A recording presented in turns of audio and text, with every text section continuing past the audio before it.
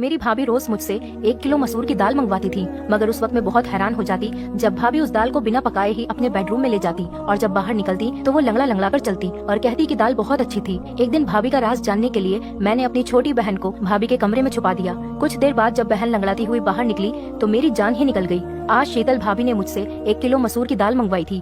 मैं जैसे ही वो दाल लेकर घर पहुंची तो भाभी ने थैला मुझसे ले लिया और अपने कमरे में चली गई। मैं हक्का बक्का रह गई कि भाभी को क्या हुआ। अभी आधा घंटा ही हुआ होगा कि मेरे भैया ऑफिस से जल्दी घर आ गए थे। उनकी तबीयत खराब थी और मैं अपने कमरे में ही बैठी थी। भैया को देखकर मैं जल्दी से उठकर उनके पास आ गई थी। मुझे उनकी चिंता सताने लगी थी, मगर वो बोले थोड़ी देर आराम करूंगा तो ठीक हो जाऊंगा। फिर उन्होंने अपने कमरे में जाने के लिए दरवाजा खोलने की कोशिश की तो दरवाजा अंदर से बंद था। भैया को कुछ शक हुआ तो भैया ने दरवाजा पीट डाला, मगर कमरे से तो भाभी की कोई आवाज ही नहीं आ रही थी। भैया ने मुझे घूर कर पूछा, शीतल कहाँ है और दरवाजा अंदर से क्यों बंद है। मैं घबरा गई और बोली, भैया भाभी तो कमरे में ही है, शायद उनकी आंख लग गई होगी, हो सकता है भाभी आराम कर रही हो। भाई ने जोर जोर से दरवाजा बजाया, फिर बोले, शीतल दरवाजा खोलो, जल्दी करो। लेकिन भाभी ने कोई आवाज नहीं दी। मैं भैया का हाथ पकड़कर उन्हें बाहर बरामदे में लेकर आ गई और बोली, आप यहाँ बैठ जाइए, मैं दरवाजा खुलवाती हूँ। अब मैंने जोर जोर से दरवाजा पीटना शुरू कर दिया और साथ ही साथ कहती रही कि भाभी दरवाजा खोल दो, भैया आराम करने के लिए घर आए हैं, उनकी तबीयत कुछ ठीक नहीं है। लेकिन अंदर इतनी शांति थी कि कोई हलचल ही नहीं हो रही थी। मैं भैया के पास आकर बैठ गई। उनका चेहरा गुस्से से लाल हो रहा था। मैं बोली, भैया आप मेरे कमरे में आराम कर लीजिए, हो सकता है भाभी सो गई हूँ। निशा भी तो सो ही रही है ना। भैया ने ना में सिर हिला दिया और मुझसे बोले कि तुम यहाँ से जाओ, तुम भी आराम कर लो। लेकिन मैं भैया के पास ही बैठी रही। तभी भैया के कमरे का दरवाजा खुला और भाभी लंगड़ाते हुए बाहर निकलने लगी। भैया एकदम गुस्से से उठे और भाभी पर चिल्लाते हुए बोले, कमरा अंदर से बंद क्यों था? तुम नहीं जानती क्या, मैं अपनी 2 मासूम बहनें तुम्हारे हवाले करके काम के लिए बाहर जाता हूँ। तुम तो हर रोज ही यही सब करती होगी। तुमने मेरी बहनों को अपना समझा ही नहीं है। मैं खुद 16 साल की कम उम्र और डरपोक सी लड़की थी। भैया के गुस्से को देखकर मैं खुद ही डर गई थी, मगर फिर भी मैं आगे बढ़ी और बोली, भैया आप गलत सोच रहे हैं। भाभी ने कभी हमको पराया नहीं समझा, वो माँ की तरह हम दोनों का ख्याल करती है। शायद आज भाभी की तबीयत खराब हो, इसीलिए वो सो गई होंगी। मेरी बात सुनकर भैया ने मेरे सिर पर हाथ फेरा और खुद कमरे में चले गए। भाभी की आंखों में आंसू आ गए थे और उन्होंने मुझे गले से लगा लिया था। वो बोली, शुक्रिया स्नेहा। मैंने कहा, शुक्रिया को मारो गोली, जल्दी चलो भाभी किचन में, चलकर दाल बनाते हैं। भाभी एक पल के लिए परेशान हो गई थी। वो बोली, स्नेहा दाल तो मैंने खा ली है, तुम अपने कमरे में जाकर पढ़ाई करो। भाभी लंगड़ाते हुए किचन में चली गई थी। मैं हैरान होकर वहीं खड़ी थी कि भाभी ने मुझसे झूठ क्यों बोला कि उन्होंने दाल को खा लिया है, क्योंकि मैंने अपनी आंखों से देखा था कि वो कच्ची दाल अपने कमरे में लेकर गई थी। मैं अपने कमरे में आ गई और पढ़ते पढ़ते ना जाने मेरी कब आंख लग गई थी और फिर सुबह को घबराकर मेरी अचानक से आंख खुली। मेरे साथ साथ निशा भी जाग गई थी और अब हम दोनों किचन में जाकर भाभी की मदद करने लगे। आज भाभी भी मुझे बड़ी बेचैन सी और खोई खोई सी लग रही थी। भैया भी किचन में आ चुके थे। अब भैया भी रिलैक्स लग रहे थे, भाभी से आराम से बातें कर रहे थे। मैंने ये सोचकर ये सब नजरअंदाज कर दिया था कि ये सब मेरा वहम ही होगा। सुबह में जल्दी उठकर कॉलेज के लिए तैयार हो गई और भैया के साथ ही चली गई थी। वो ऑफिस जाते हुए मुझे भी अपने साथ लेकर जाया करते थे। मैं और निशा एक ही कॉलेज में एक साथ पढ़ते थे। उसकी फर्स्ट ईयर के एग्जाम हो चुके थे, इसीलिए उसकी छुट्टियां चल रही थी, जबकि मैं सेकंड ईयर में थी और मेरे एग्जाम के लिए अभी 3 महीने बाकी थे। कॉलेज से घर आने के लिए मैं बस में सफर करती थी। मैं जैसे ही घर पहुंची तो मुझे लगा ही था जैसे भाभी मेरे इंतजार में ही बैठी होंगी। वो मुझे देखकर फौरन ही कहने लगी कि स्नेहा जल्दी से यूनिफॉर्म बदल लो और मुझे 1 किलो मसूर की दाल लाकर दे दो। फिर वो अपने कमरे से पैसे लेने के लिए चली गई थी। भाभी की लंगड़ाहट भी खत्म हो चुकी थी। मैं जल्दी से मुंह हाथ धोकर भाभी के पास आ गई थी। मैं शीतल भाभी से पैसे लेकर 1 किलो मसूर दाल लेकर आई थी। आज मैंने भाभी को थैला पकड़ाते हुए कहा, भाभी आज प्लीज दाल चावल बना लीजिएगा। मेरी भाभी के चेहरे का रंग एक पल के लिए फीका पड़ गया था। फिर उन्होंने हाँ में सिर हिला दिया और दाल अपने कमरे में लेकर चली गईं। मुझे एकदम से अजीब सा लगा था कि ऐसा कैसे हो सकता है कि कच्ची दाल अपने कमरे में कौन लेकर जाता है। फिर मैं यही सब सोचती हुई अपने कमरे में आ गई थी और पढ़ने लगी। शाम के वक्त भैया ऑफिस से आए तो मेरे और निशा के लिए खाने पीने का सामान लेकर आए थे। भैया की आवाज सुनकर भाभी भी अपने कमरे से निकल कर आ गई और वो लंगड़ाकर चल रही थी। मैं हैरान रह गई कि पहले तो भाभी के पैर की लंगड़ाहट खत्म हो गई थी, अब दोबारा वो क्यों लंगड़ा रही हैं। मुझे भाभी पर शक हुआ, कहीं भैया को दिखाने के लिए नाटक तो नहीं करती। लेकिन जब मैंने भाभी के चेहरे की तरफ देखा तो साफ साफ पता चल रहा था कि वो बड़ी तकलीफ में है। मैंने अपनी सोच को फौरन बदला और भाभी के पास गई और उनसे पूछने लगी कि उनके पैर में क्या हुआ है, तो वो चुप हो गई थी। भैया को बड़ी भूख लगी थी, इसलिए भाभी फटाफट किचन में चली गई थी और मैं अक्सर किचन में भाभी को मदद करती थी। आज भी मैं उनकी मदद के लिए किचन में चली गई। मैंने कहा, भाभी दाल चावल के बारे में सोच सोचकर बड़ी भूख लग रही है। भाभी ने मेरी तरफ बड़ी अजीब सी नजरों से देखा था। भाभी ने मेरी तरफ बड़ी अजीब सी नजरों से देखा था।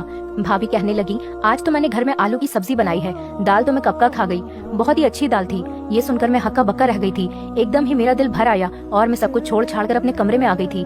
मैं अपनी सोचों में गुम थी, लेकिन निशा को देखकर मैं एकदम से चौंक गई थी, क्योंकि वो अपनी पुरानी फर्स्ट ईयर की किताब खोलकर बैठी थी। मैंने उससे कहा कि जब पढ़ने के दिन थे तब तो तूने पढ़ाई से जान बचा ली, अब क्या फायदा इस पढ़ाई का। मैंने निशा से किताबें छीनने के लिए हाथ आगे किया तो उसने मेरा हाथ झटक दिया था और एकदम गुस्से से बोली, कभी तो मेरी जान बख्श दिया करो, हर वक्त मेरी माँ बनने की कोशिश मत किया करो।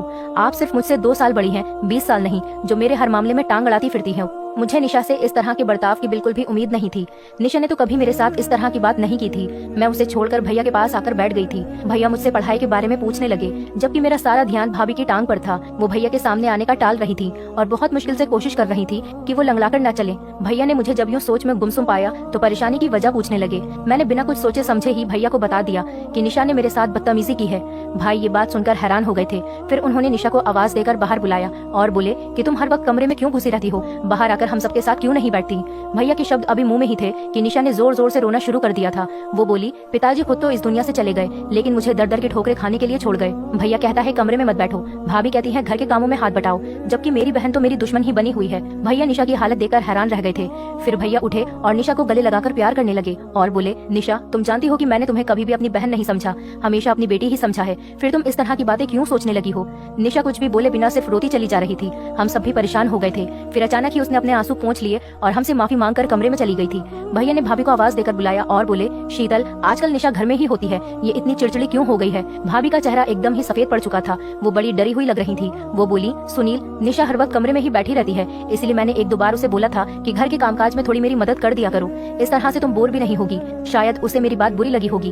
भैया कुछ सोचने लगे थे, जबकि ना जाने मुझे ऐसा क्यों लगा जैसे शीतल भाभी हमसे कुछ छुपा रही थी। बात सिर्फ इतनी ही नहीं थी, कुछ न कुछ गड़बड़ तो जरूर थी। अगले दिन भैया हमारे कमरे के लिए टीवी लेकर आए, अच्छी अच्छी मूवीज ले आए, किताबें और नॉवेल्स भी लेकर आए और लाकर निशा के हाथ में थमा दी थी। और भैया कहने लगे, आज के बाद तुम घर में बोर नहीं होगी। फिर कैरम भाभी के हाथ में दे दिया और बोले, शीतल तुम और स्नेहा कैरम खेल लिया करो। ये देखकर भाभी भी मुस्कुरा गई थी। मैं जब कमरे में आई तो निशा मुझे बड़ी जोश में लग रही थी। स्नेहा मैं सारा दिन फिल्में देख लिया करूंगी, तुम पढ़ाई में ध्यान लगाती रहना। मेरा दिल भी ललचा गया था। भैया निशा के लिए तो बच्चों वाली फिल्में भी लेकर आए थे। मैं देर रात तक जाकर पढ़ाई करती थी। एक दिन मैं पढ़ाई कर रही थी, तब मैंने भाभी को अपने कमरे से निकलते हुए देखा। वो तेज तेज कदमों से चलती हुई छत पर चली गई थी। न जाने इतनी रात को छत पर क्या करने गई थी। मैं तो बड़ी परेशान हो गई थी। मैं पढ़ाई वगैरह सब भूलकर बाहर ही देखती रह गई थी। तकरीबन 1 घंटा छत पर बिताकर भाभी अपने कमरे में वापस चली गई थी। आखिर ये सब हो क्या रहा था। मैं इस फिक्र में घुलती जा रही थी, जबकि मेरा दिल पढ़ाई में नहीं लग रहा था। मैं कॉलेज से जैसे ही वापस आई तो भाभी ने मुझे पैसे थमा दिए और फिर से मुझे 1 किलो मसूर दाल लाने के लिए भेज दिया था। मैं कपड़े बदलने कमरे में गई तो ये देखकर दंग रह गई कि निशा फर्स्ट ईयर की किताबें फिर से पढ़ रही थी। मुझे देखकर वो इस तरह चौंक गई थी और झट से वो किताब सहित कमरे से बाहर निकल गई थी। मैंने सोचा कि पहले भाभी की दाल ला देती हूँ, फिर निशा को तो बाद में देखूंगी। मैं दाल ले आई तो भाभी ने मुझसे थैला ले लिया और कोई भी बात किए बिना वो अपने कमरे में चली गई और अंदर से दरवाजा बंद करके कुंडी लगा ली। मैंने सब कुछ नजरअंदाज किया और निशा की खबर लेने के लिए कमरे में गई तो वो मुझसे कहने लगी, स्नेहा तुम भाभी को ये रोज रोज दाल लाकर मत दिया करो। उसकी ये बात सुनकर मैं हैरान रह गई कि वो ऐसा क्यों कह रही है। तो मैंने इस पर उससे पूछा, क्यों क्या हुआ निशा। जल्दी से उठकर वो मेरे पास आई और कान में मुझे ऐसी बात बोल दी कि मेरा सिर चकराने लगा। मैं निशा की बात झुटला भी नहीं सकती थी, क्योंकि वो सारा दिन घर में ही होती थी। उसे तो भाभी के हर काम की बराबर जानकारी होती थी। मैंने निशा को कसम देकर मना कर दिया कि वो फिलहाल इस बात को किसी से भी न कहे। मैं खुद इस सारे मामले की तहकीकात करूंगी, फिर सच सामने आ जाने के बाद ही कुछ फैसला करेंगे। मैं पढ़ने बैठ गई तो निशा टेरेस पर चली गई थी। पढ़ाई में मेरा दिल बिल्कुल भी नहीं लग रहा था। मैं निशा और भाभी की वजह से बहुत परेशान थी। ये दोनों ही बड़ी अजीब अजीब सी हरकतें कर रही थी। मैं अपनी सोचों में गुम थी कि तभी भाभी कमरे से बाहर निकल आई और वो लंगड़ाते हुए चल रही थी। मुझे दाल में कुछ काला लग रहा था। मैंने भाभी से कहा, भाभी दाल कहाँ गई। तो भाभी बोली कि वो तो मैंने खा ली, बड़ी ही अच्छी दाल थी। तो ये सुनकर मैं चुप हो गई और फिर भाभी लंगड़ा लंगड़ा कर चलती हुई घर के काम कर रही थी। तब अचानक मुड़कर बोली, निशा कहाँ है। तो मैंने उन्हें बताया कि वो छत पर गई है। ये सुनकर भाभी के चेहरे का रंग अचानक ही उड़ गया था। वो लंगड़ाती हुई छत की तरफ जाने लगी थी। मैंने सिर झटक दिया और अपनी किताब उठा ली। ये दोनों तो पागल हैं, मुझे भी पागल कर देंगी। लेकिन मेरा दिल पढ़ाई में नहीं लग रहा था। भाभी को छत पर गए हुए बहुत देर हो गई थी। मैं भी उन दोनों के पीछे ही छत पर चली गई। सीढ़ियों पर चढ़ते हुए मैं भाभी की आवाज आसानी से सुन सकती थी। भाभी निशा को बुरी तरह से डांट रही थी। निशा के रोने की आवाज भी आ रही थी। मेरा दिल अपनी बहन के लिए टूट सा गया था। मैं जैसे ही छत पर पहुंची तो भाभी मुझे देखकर डर गई थी। उन्होंने निशा को गले से लगाया और प्यार से बोली, कैरम नहीं खेलोगी अपनी भाभी के साथ। निशा ने भी अपने आंसू पोंछ दिए थे और जबरदस्ती मुस्कुराने की कोशिश कर रही थी। मैं उन दोनों दोनों को हैरत से देख रही थी। मैंने निशा का हाथ पकड़ा और उसे खींचते हुए नीचे लेकर आ गई थी। उसे कमरे में लाकर मैंने पूछा, भाभी तुम्हें क्यों डांट रही थी? निशा घबरा गई और बोली, नहीं तो भाभी मुझे क्यों डांटेंगी, बल्कि वो तो मुझसे बहुत प्यार करती है। मैं कुछ सोचकर चुप हो गई थी। मैंने कहा, निशा मुझे तुम्हारी मदद की जरूरत है, मैं भाभी का राज जानना चाहती हूँ।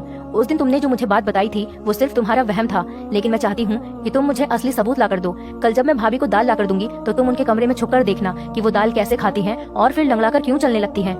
मेरी बात सुनकर निशा एकदम से मुस्कुरा गई थी। वो बोली, स्नेहा मैं तुम्हारा साथ दूंगी। अगले दिन कॉलेज से वापस आते समय मैं अपने दिमाग में सारा प्लान फिट करके आई थी। घर पहुंची तो मैंने भाभी को मेरा इंतजार करते हुए पाया था।